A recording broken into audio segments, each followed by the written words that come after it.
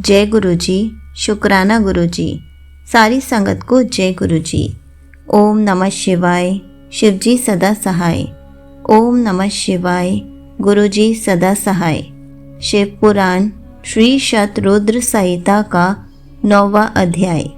भैरव जी का अभिवादन। नंदीश्वर बोले, हे सनत कुमार जी, भगवान शिव का आशीर्वाद पाकर भैरव जी कालों के भी काल हुए। उन्होंने अपने प्रभु भगवान शिव की आज्ञा से कपालिक व्रत को धारण किया। काल भैरव हाथ में कपाल लेकर काशी नगरी की ओर चल दिए, परंतु ब्रह्म हत्या नामक कन्या उनके पीछे लग गई। एक दिन काल भैरव कपालिक वेश धारण करके भगवान नारायण के स्थान पर गए। तब त्रिनेत्रधारी भगवान शिव के भैरव रूप को आता हुआ देखकर सब देवताओं व ऋषि मुनियों ने हाथ जोड़कर उन्हें प्रणाम किया और उनकी स्तुति करने लगे। भगवान विष्णु ने अपनी प्रिया देवी लक्ष्मी से कहा, हे देवी, आज हम दोनों धन्य हो गए जो हमने भगवान शिव के काल भैरव रूप का दर्शन किया। इन्हीं ने इस पृथ्वी को धारण कर रखा है। यह भगवान शिव ही शरणागतों को शांति प्रदान करने वाले तथा सभी तत्वों से युक्त हैं।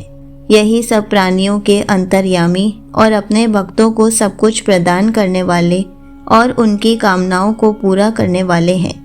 इनके दर्शनों से ही मनुष्य सब बंधनों से मुक्त हो जाता है। काल भैरव जी को इस प्रकार भिक्षा मांगते हुए देखकर भगवान श्री हरि विष्णु ने उनसे प्रश्न किया कि हे भगवान, आप तो तीनों लोकों का राज्य प्रदान करने वाले हैं, भला आपको भिक्षा मांगने की क्या आवश्यकता पड़ गई। तब विष्णु जी के इस प्रकार के वचनों को सुनकर काल भैरव जी बोले, हे नारायण, मैंने ब्रह्मा जी के 5वें सिर को काट दिया था, इसलिए अपने द्वारा किए गए पाप का पश्चाताप करने हेतु मैं यह कर रहा हूँ। तब काल भैरव के इन वचनों को सुनकर भगवान विष्णु बोले, हे भैरव, आप तो समस्त दुखों का नाश करने वाले विघ्नहर्ता हैं। आप सदा ही लीलाएं करते रहते हैं। तब देवी ने भिक्षा के रूप में मनोरथी नाम की विद्या भैरव जी के भिक्षा पात्र में डाल दी। भिक्षा प्राप्त करके भैरव जी अन्य स्थान की ओर चल पड़े। तभी विष्णु जी ने भैरव जी के पीछे जाती हुई ब्रह्म हत्या को देखा और उससे कहा कि वह शिव जी का पीछा छोड़ दे, परंतु ब्रह्म हत्या ने कहा कि इस बहाने ही मैं शिव जी की सेवा करती हूँ। यह कहकर ब्रह्म हत्या फिर भैरव जी का पीछा करते हुए काशी नगरी के समीप आ गई। वहां पहुंचते ही ब्रह्म हत्या पाताल में समा गई और ब्रह्मा जी का सिर भैरव जी के हाथ से छूटकर पृथ्वी पर गिर पड़ा। जिस स्थान पर काल भैरव जी के हाथ से ब्रह्मा जी का 5वां सिर गिरा था, वह स्थान कपाल मोचन तीर्थ के रूप में प्रसिद्ध हो गया। जब तक भैरव जी पूरी पृथ्वी का भ्रमण करके काशी नहीं पहुँचे, उनके हाथ में ब्रह्मा जी का सिर चिपका रहा और काशी पहुँचते ही वह छूट गया। इसलिए काशी नगरी को पाप नाशिनी माना जाता है और यह सत्पुरुषों द्वारा सदा सेवनीय है।